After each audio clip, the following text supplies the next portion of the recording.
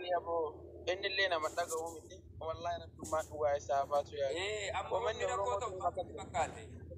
Oromoodhuma kanaa nama fakkeenyaaf sagalee ataanuuf jennee yoo miidiyaa irra baane fakkeenyaaf gaafa amantaa islaamaa arrabsanii jedhan hedduun keenya mucaa amantaa nabi Muhammad sallallahu alaihi wasallam arrabse sana akka qabamuuf hedduun keenya dhiibbaa gochaa turre miidiyaa irratti baane. Hadha garuu lijaareen habahu jennee yoo sagalee taane kan amantaa islaamaatti sagalee taa'u namni sun qabamu jecha kan kiristaana arrabse immoo habahu jettu jedhee Oromoodhuma kana deebi'ee sii galee duddubeessitti gara rakkoo dabarsii galee wallahi akka dubbatu afaan si qaba. Maraayu garuu yoo wama inni uummata kanaaf ta'u malee odoo jara ta'e hima baasanii beeku. Odoo akka duraa sanitti Oromoo as deebuu baatee jara wajjin jiraate I think kaata baasan yoo ta'a. Yooni maanyaa caala namni amantaa arrabse jira obboleewwan kiyya. Yooni maanyaa caala amantaa ortodoksii kan islaamaa illee yeroo darbe akkas arrabse akka wanti nan garatti gubachuu qaqqabee jedhe sii galee.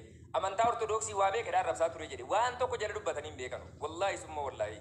Kan mucaa kanaa garuu waraabanii asii achi maali moodaan kennu halkanii guyyaa akkasumatti arrabsutti hin jiru maala amantan jedheetti kennu argumat jirraami Oromoo ta'e akkana godhani wallahi rabbummaan dhugaa isaa asuma halkanii. Rabbi abaasu jechuudha wallahi ulfaataadha. Osoo siyaasaa ta'e hanga tokko sagalee taataa fi kan amantaa kan yeroo ta'u akka dubbattu hin qabdu.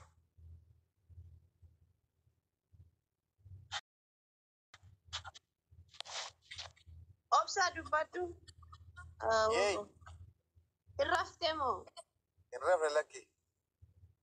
Aye. Nan daga. Aye shulluqaan tokko dubbadhu. Assalamualaikum warahmatullahi wabarakatuh. Kan jirtu di sana Yumame. Waalaikumsalam warahmatullahi wabarakatuh. Jirtani. Nagaa maameen akka bijate.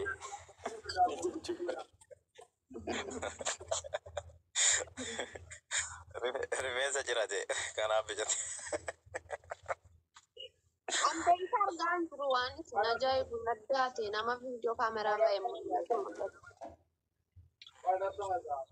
Wale shabaka tu qulqullina qabu moo? Hin beeku si kan kullee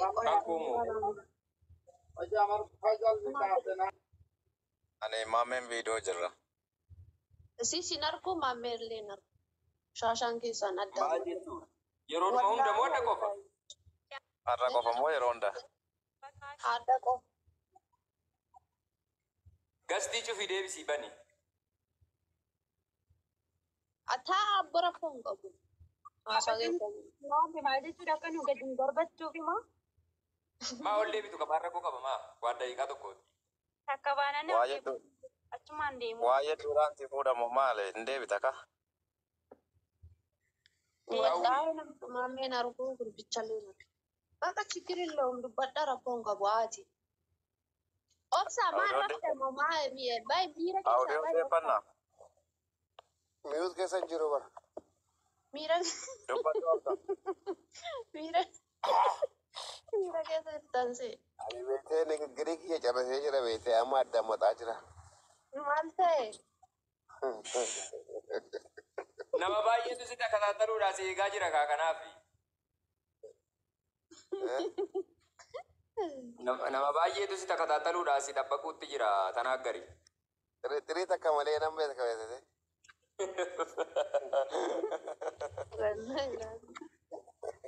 Imaane salphattee afaan Oromoo keessi guutii qabaara. Niti? Imaane amma akka dansa galaafaa. Kalci kadatu sana kalci macam. Okay. Hayati amti. Maame akamre jiruun biyyaa maal fakkaata? Haalli jireenyaa ammaa kun akkamitti jira? Wallahi jiruun biyyaa jechuudha ganama kana hin dabbara ganama jechuudha. Zuurii booda immoo ajaa'iba kana bareeda beektee hogguu cimaa kana bira keessee xaa gootee jechuudha beektee tarziina guutee jette billaa aleekum. Ameerikaa Washington DC Yeroo tokko hunda si harka keessa walitti akkasitti qabne booksiidhaan rukutu. Bakayyuutu amala jumaa keessatti kun numa jira bara. Hojii keenya. Biyya alaatti illee galasiftii kanatti illee ni qorritiin jettu ni qabbanaa beekta amma baay'ee ganama kana baay'een tolu dhugaa keessa. Ganama kana xiqqoo hin qorran. Har'a immoo roobee harka roobaa fuudhee xiqqoo jiidha qaba hin qorra baay'ee. kennaa irraa kun akkuma jarraa yeroo tokko roobusan malee walitti dhaaban qabu ka. Rooba kan arbaasaati miti amma nda'u inni kun gaarii miti amma xaafiin fa'i sirriitti haamamee hin gallee midhaan balleessanni kun hin jaallatu qotee bulan. Amma jaddu gala jiraame biyya keenyatti waa sassaabamaatuma hin dhuminis eegalamee jira miti. Xaafii waan tokko bakka baay'eetti amma midhaan galee dhumee jira xiqqoo amma fakkeenyaaf naannoodhuma shawaa kana amma fakkeenyaaf gara tulluu boolloo walisoo kana waan akkasii lafti isaa xiqqoo baddandarummaa kana qaba waan ta'eef dafee hin gogu midhaan kun jechuudha xaafiin kun ammallee galee hin dhumne deengada dhiyeenya gara jimmaa deemeen ture. Keessatti warri kan maran ammallee waliin galchan jechuudha sassaabaniituma kan maran balleessa sakkayyisan amma yoo itti roobee achumatti harcaa midhaan. Rabba akka tolu haa godhu ka. Waalaikum salam. Welcome to War 1997 Part 2 Hamze Odai. Yoo biyya jarri nama rakkatanii qaadaniinsa jireenyaa kana maamusa akkam jettaati? Dhaggeeffatanii normalii warri Soomalii fi Soomalilaandii jidduu jaraatti jechuudha almost waan gaarii hin taanetu jira beektee maaliif biyyi Soomalilaandiin kuni kan Soomaaliyaati jedhameeti baay'inaan jechuudha warri Soomalii kan falmatan jechuudha sii galee akkama fakkeenyaaf Finfinneen kan Oromooti jedhee Oromoon falmatu jechuudha sii galee warri soddaa keenyaa kun immoo Finfinnee Addis Ababaa Addis Ababaa wajjinoo jetti sii galee amma warri Soomalilaandii akkasii jedha warri Soomaaliyaa santu rakkoo guddaa ta'e jedhe beekte jidduu jaraatti waan nageenyi hin jirree fi mootummaan Itoophiyaa immoo waliigaltee isaan godhan kana keessatti fakkeenyaaf border sharingii kana keessatti yookaan ammoo bakka amma kunoo balbala doonii waliif sheerii godhan kana keessatti yoo ka'ee fakkeenyaaf Itoophiyaan beekamtii kennitee fi jette Soomalilaandiidhaaf biyya Soomaaliyaa irraa guutumaa guutuutti baatee Soomalilaandiin biyya beekamtii argatte addunyaa irratti taatee jiraattii jedhanii fedhiin qaban hiriirallee amma gariin isaanii kan baa jiran sababa kana sii galee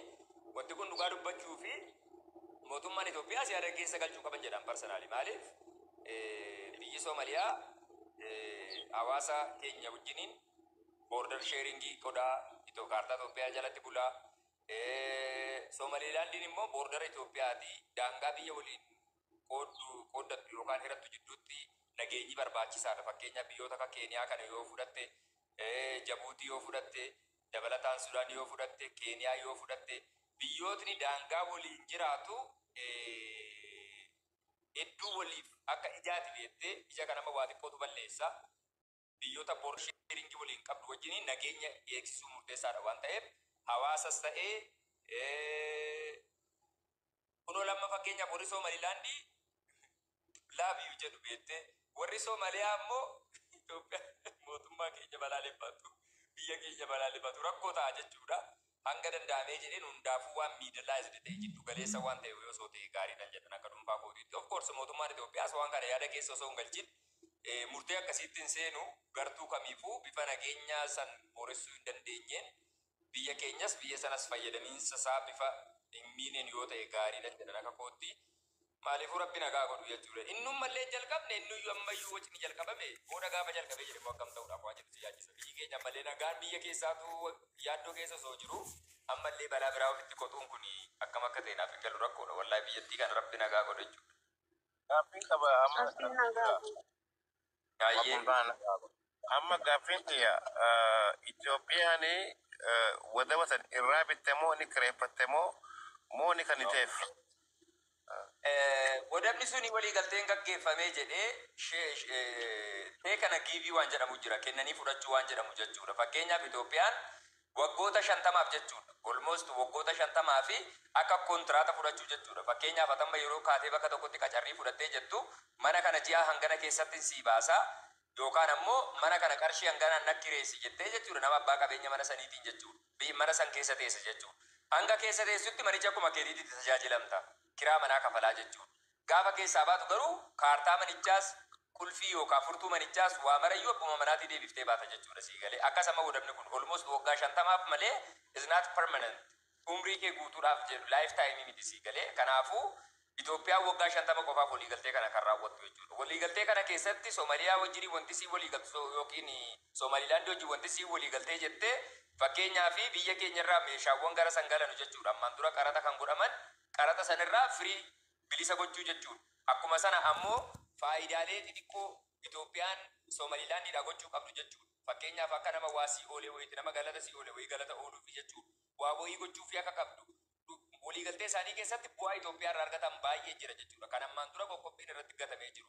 Dabalata irratti immoo ishuun isaanii inni guddaan Soomalilaandiin hanga yoonaatti addunyaa kamirraayyuu beekamti biyya hin qabne biyya caraqaa taate ta'aa jirtudha. Manni tokko fakkeenyaaf caraqaa dhiyoo jedhamee jedhe seeraan ala waan ta'eef mootummaan yeroo fedhetti dhufee sirraa diiguu danda'a manicha kee jechuudha sii galee. Soomalilaandiin addunyaa yoo waliigaltee jette guyyaa tokko takka diigamtu murteessuu dandeessi. Because hanga yoonaatti biyyi tokkoyyuu beekamtii hin kennineef. Biyyi kamuu biyya beekamtii hin kennineef Itoophiyaa yeroo jalqabaatiif beekamtii kennuudhaaf hin deemti jechuudha. Kuni ammoo warra Soomaaliyaa muffii keessa seensisee jira jechuudha. Soomaaliyaa warra Itoophiyaa jala bulanu jechuudha sii galee muffii keessa seensisee jira. Because Soomalilaandiin sun Itoophiyaa Soomaalii irraa cittee jette jechuudha sii galee. Akkuma amma kunoo Finfinnee kana federaalli muratee humna isaatiin jechuudha. Gosa qaba bara amma akkuma fakkeenyaaf Oromoo, Amaara, Tigree jennu kana qofa osoo hin ta'in Oromoodhuma kana keessayyuu Oromoo Arsii, Oromoo Baalee, Oromoo Walloo, Oromoo Wallaggaa jedhamee kutaa 11 qaba miti. Oromoon Jimmaa fi Oromoon Baalee sii galee adda xiqituu jechuudha sii galee. Akka sana jechuudha gosa gosummaadhaan akkasitti adda xiqitu jechuudha. Amma haasawaa keessatti duraan beektee Jibuutii teenye turte beektee kontiraataa akkasumas taa'ina godhanii asumatti hambifatan ammaan tana isaan san. Akka sana jechuudha. Anis akkasitti dandeenyaa amma. Amma Itoophiyaan egaa faayidaan isiin argattu biyya Jabuutiitiif amma Itoophiyaan booddara sana qofa irraa jechuudha. Bootii yookaan doonii san qofa tiraanziitii meeshaa biyya alaarraa Itoophiyaan bittee gara Itoophiyaatti fidachuu yoo barbaaddee jette addunyaarraa bitattee daangaa Jabuutii sanarraas dabarfachuu qofaaf deeyilii jechuudha. Guyyarratti miliyoona 6 kafalti biyya sanaaf jechuudha Itoophiyaan. Baasii tokko malee guyyaa miliyoona 6 Jabuutiidhaaf kennite. Booddara sana qofaaf jette Itoophiyaan sii galee kasaaraa guddaadha kuni biyyaaf. Fakkeenyaaf jechuudha maallaqa miliyoona 6 waggaatti hangam akka ta'u tilmaami. Itoophiyaan dinagdeedhaan amma Jibuutiinis lafa Oromiyaa turte Oromoo turte lafa Itoophiyaa turte dhiifama. Innaa kontiraanii amma 99 godhan sanii maaliif hin deebine lafti san lafte Itoophiyaa turte siidaa miili guddaan in jira amma balaas miilik jedhaniiti ganda kophaa jira siidaa seellee in jira milikkata yookaan Jabuuti. Jabuutiin already bara miliikii gurguramtee barsuun. Saayinsi kontiraatuma saayina godhan bara amma 99. Sana I don't have any information if mana godhan sanarraa wanti beeku jiru. Waan beekee dubbachuun si. In gurgurree karaa adiidaa hin baasanii fi waa hedduu godhanii fi sanboota gadhiisa jechuudha Faransaay. Jabuutiin bar biyya of dandeesseedha mambarratti obboleessa kiyya. Afrikaa keessatti lakkaa'ee. Duraan kenna turte amma 99 saayina godhee mililikii. No. Suni already ila wabo. Fakkeenyaaf Eertiraa jechuudha Itoophiyaa turte ammaan dura. Eertiraan jechuudha sii galee. Eertiraan suni already Itoophiyaa irraa addatti cittee jechuudha beektee kolonii Italii keessatti hedduu waan Itoophiyaa irraa fagaattee jiraachaa turte jettee fi san booda ammoo guutumaa guutuutti cittee biyya of dandeesse taate kaartaa mataa ishii akkuma sana ammoo sabarnitii yookaan walabummaa isii mirkaneeffattee addunyaa keessatti galmooftee jiraachaa jirti jechuudha sii galee. Eertiraan addunyaan guutuu waliigaltee irratti saayin gooteefi jechuudha sii galee. Jabuutiinis akka sana jechuudha. Soomalilaandiin hanga yoonaatti addunyaan beekamtii tokkoyyuu hin kennine jechuudha hanga yoonaa jechuudha beekte. Biyya sabarnitii yookaan of dandeessee jiraattu jedhamee addunyaa irratti wanti ragga'eef tokkoyyuu jiru jechuudha sii galee. Paaspoortii qabdi garuu. Hojii keenyaaf galee jechuudha yaani Eertiraan wanta hin taane dhufanii mallatteessanii akka seeraatti biyyaataa isaanii kophaatti baheeti mallatteeftee kophaa baate sabbeete kontiraata kana garuu Jabuutiini